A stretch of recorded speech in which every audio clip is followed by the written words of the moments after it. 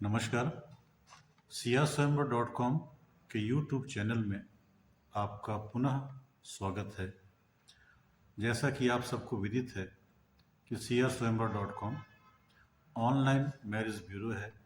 यहाँ से हम लोग शादी विवाह के लोगों को मैच करते हैं, मिलाते हैं, उनसे बातचीत करते हैं। अक्सर कई तरह की बातें लोग समाज में करते हैं, घर परिवार टूटने की बातें करते हैं। मेरा भी वीडियो पीछे तलाक के ऊपर आया था।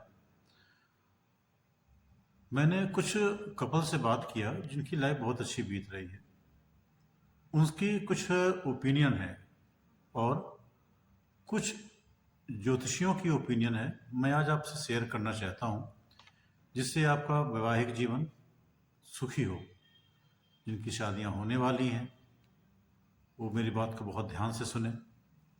जिनकी शादियाँ हो चुकी हैं, वैवाहिक जीवन में थोड़ा बहुत खटास है, ऊपर नीचे है, वो भी मेरी बात को ध्यान से सुने। हो सकता है कि हमारी बातों से आप सभी को लाभ पहुँचे। जरूरी नहीं कि जो मैं कह रहा हूँ उसे आप एडॉप्ट कर लें, मान लें, क्योंकि मैं कोई ज्योतिषी भी नहीं हूँ, कोई ऐसा भी स्कॉलर नहीं हूँ कि आप मेरी बात को मान ही लें। लेकिन प्रैक्टिकल चीज़ों को जो मैं समझता हूँ, देखता हूँ, महसूस करता हूँ, उसके आधार पर मैं आपसे बात कर रहा हूँ। विवाह के बाद जो कपल है, जो जोड़ी है, उसका वैवाहिक जीवन सुखी कैसे हो, आइए इस पे कुछ बिंदुओं पे हम बात करें।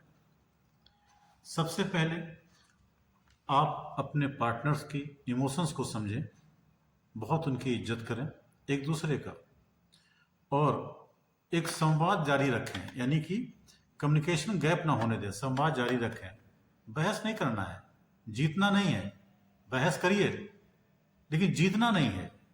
एक ऐसे ग्राउंड पे आ जाना है कि जहां से आपकी शुरुआत अच्छी हो, बढ़िया हो। ठोस वातावरण में बातचीत करें, खुशी के माहौल में बातचीत करें। बहस करना है, संवाद करना, बिकॉज क्या कि आजकल आप दोनों लोग इंटेलिजेंट हैं, पढ़े लिखे हैं, अच्छी फैमिली से बिलोंग करते हैं, समाज को देख रहे हैं, तो बहस करना जरूरी है। बहस कीजिए, संवाद करिए, आपस में कम्युनिकेशन गैप बिल्कुल मत करिए। लेकिन एक दूसरे को नीचा दिखाने के लिए या एक दूसरे से जीतने के लिए इस पे आप बिल्कुल भी बहस ना करें। दूसरा जो मेरा सुझाव है, पॉइंट है, वो है रिस्पेक्ट। एक दूसरे का रिस्पेक्ट करना। पति का पत्नी, पत्नी का पति का रिस्पेक्ट करना। इसके अलावा पति को अपनी पत्नी के मायके वालों से का रिस्पेक्ट करना। उनके माँ बाप, भाई बहन, जो और भी रिश्तेदार हैं, उनसे अच्छे ढंग से बात करना, उसके हालचाल पूछना, उनकी पूरी रिस्पेक्ट करना। इसी तरह से पत्नी जो है, लड़कियां जो हैं, वो अपने ससुराल में सबका सम्मान करें। सास, ससुर, जेठ, जेठानी, देवर, देवरानी, नंद, बहनोई, जो भी रिश्ते आपके पास हों या उनसे संबंधित उनके चाचा, मामा, काका, जो भी आपके पास आते हैं, उनका एक बहुत ही अच्छे ढंग से रिस्पेक्ट करें। कोई भी मेहमान पूरे जीवन भर आपके यहाँ रहने नहीं आता। किसी काम से आ सकता है, किसी मजबूरी बस आ सकता है, किसी उत्साहवश आ सकता है, सुखद मतलब क्षणों में आ सकता है आपके पास। बहुत रहेगा एक दिन, 1 घंटा, 2 घंटा।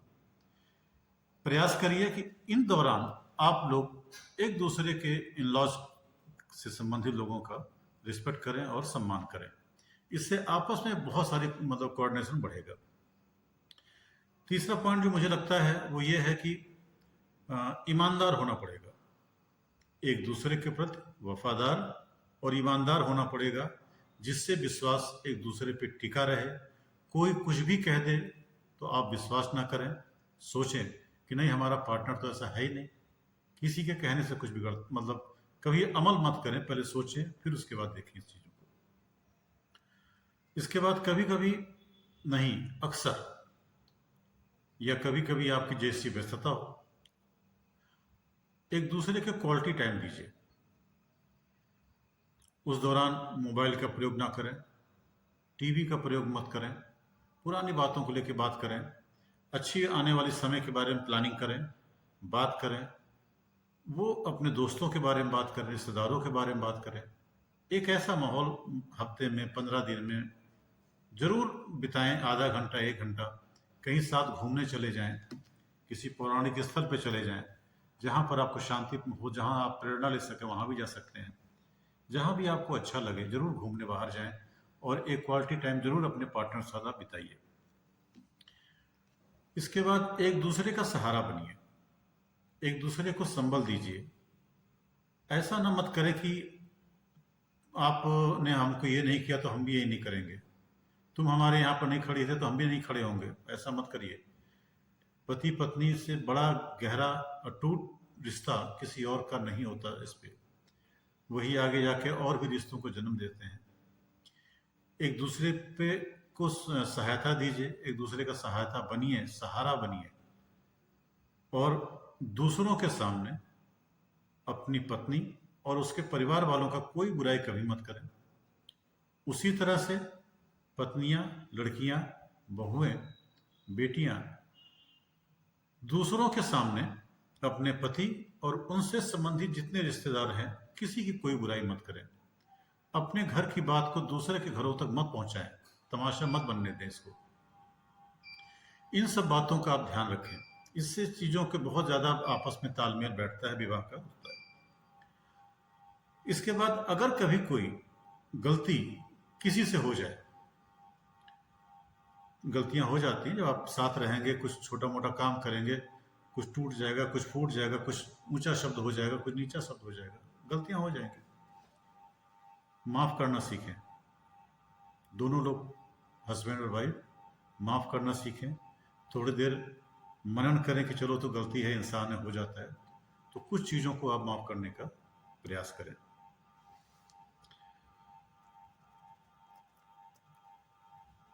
अक्सर अपनी पर्सनल ग्रोथ के बारे में जरूर सोचते रहें।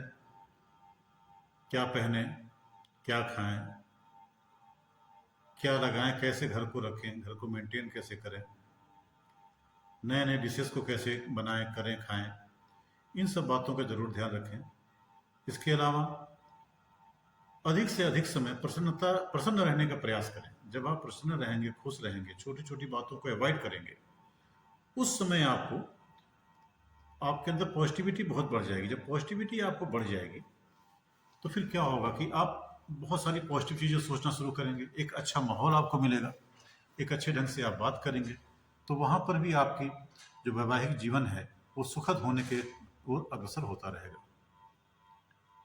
भूतकाल में आपने जो भी किया, ये मान के चलें कि लड़कपन था, बचपन था, यौवन का शुरुआत था, जो भी जाने अनजाने में आपसे गलतियां हो जाएं, उसकी पुनरावृत्ति आपको नहीं करनी चाहिए।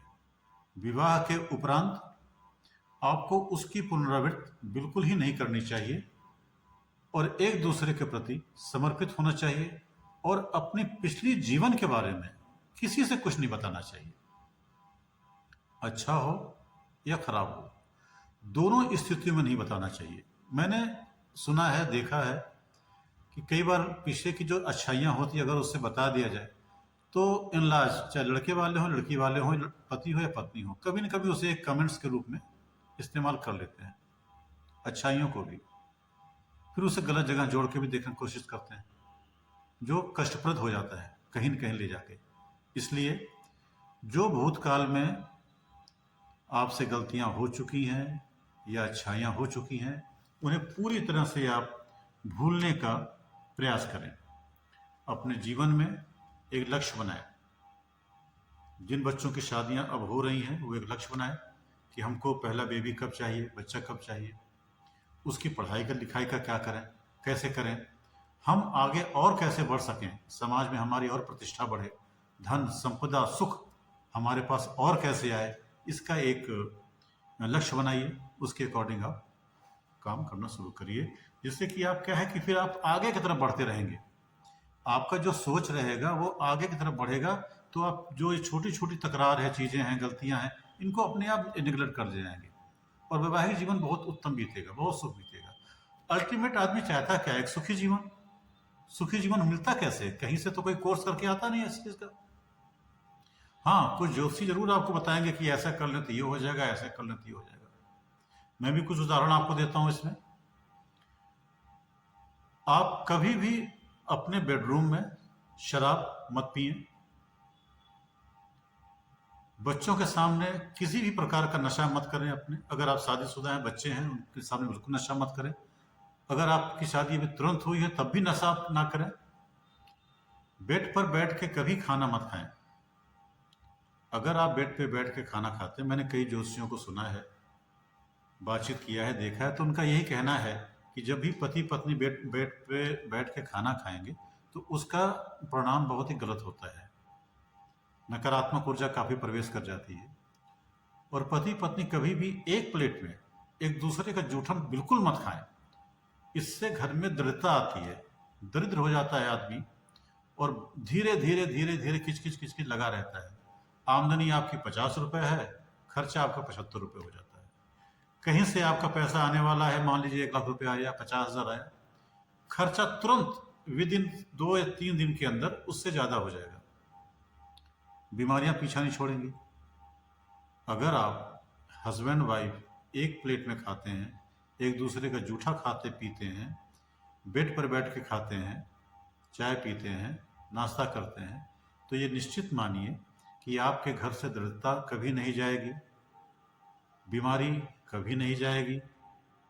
जब बीमारी नहीं जाएगी, दरिद्रता नहीं जाएगी, पैसे का अभाव होगा तो क्या होगा? आपस में वैमनस्यता बढ़ेगी, लड़ाई झगड़े बढ़ेंगे।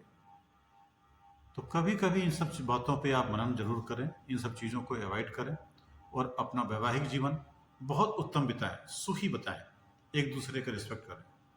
आज के लिए इतना ही, फिर मिलते हैं आपसे। नमस्कार।